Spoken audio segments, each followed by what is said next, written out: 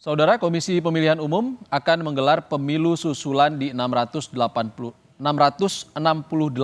TPS yang belum bisa melakukan pemungutan suara serentak pada 14 Februari kemarin. KPU menyebut ada sejumlah kendala dalam pemungutan suara seperti bencana alam dan masalah keamanan.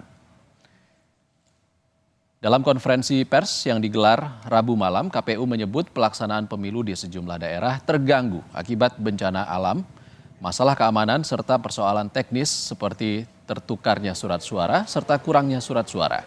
Salah satunya di Demak, Jawa Tengah. Banjir yang merendam hampir sepekan membuat 108 TPS tak bisa melakukan pemungutan suara. Ratusan TPS di Papua Tengah juga belum bisa melakukan pemungutan suara karena gangguan keamanan. Karena itu, KPU akan melaksanakan pemilu susulan di 668 TPS.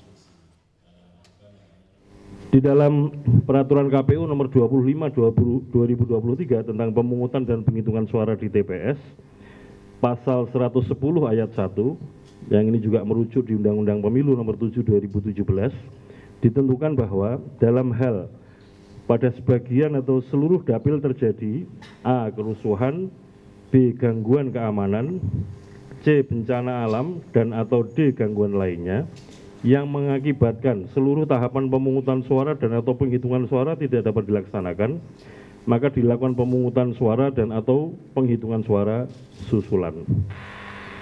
Berdasarkan laporan yang kami terima, monitoring sepanjang waktu beberapa hari terakhir, terutama sampai dengan hari ini 14 Februari 2024, pada jam 18 WIB, terdapat 668 TPS, saya ulangi lagi, 668 TPS di 5 kabupaten kota pada 4 provinsi yang berpotensi dilakukan pemungutan suara susulan.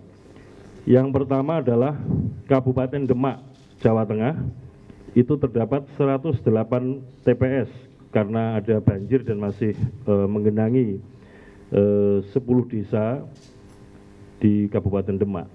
Yang kedua, Kota Batam, Provinsi Kepulauan Riau, ada 8 TPS karena kekurangan surat suara.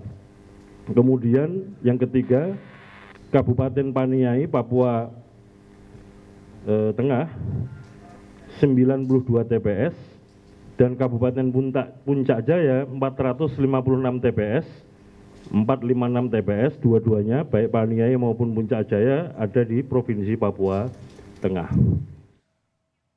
Sementara itu, Ketua Bawaslu Rahmat Bagja dalam konferensi persnya menegaskan pemungutan suara di Kuala Lumpur akan diulang.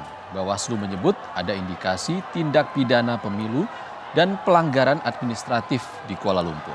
Atas dugaan pelanggaran tersebut, Panwaslu Kuala Lumpur menetapkan 5 butir rekomendasi. Salah satunya pemungutan suara untuk metode pos dan kotak suara keliling di Kuala Lumpur akan diulang. Bawaslu juga meminta pelaksanaan pemilu di luar negeri harus dievaluasi. Pada pemungutan daftar pemilih tersebut membuat pelaksanaan pemungutan suara metode pos menjadi bermasalah akibat banyak pos yang tidak sampai kepada pemilih return to sender (RTS) ya. Sehingga muncul peristiwa seseorang yang belum diketahui identitasnya, yang kami masih menyelidikinya, namun memang terdapat keterbatasan karena ini wilayah yurisdiksi negara Malaysia. Jadi kami harus berhubungan dengan teman-teman sentra Gakumdu dan kemudian polisi di Raja Malaysia untuk mengungkap identitas orang yang menguasai ribuan surat suara pos.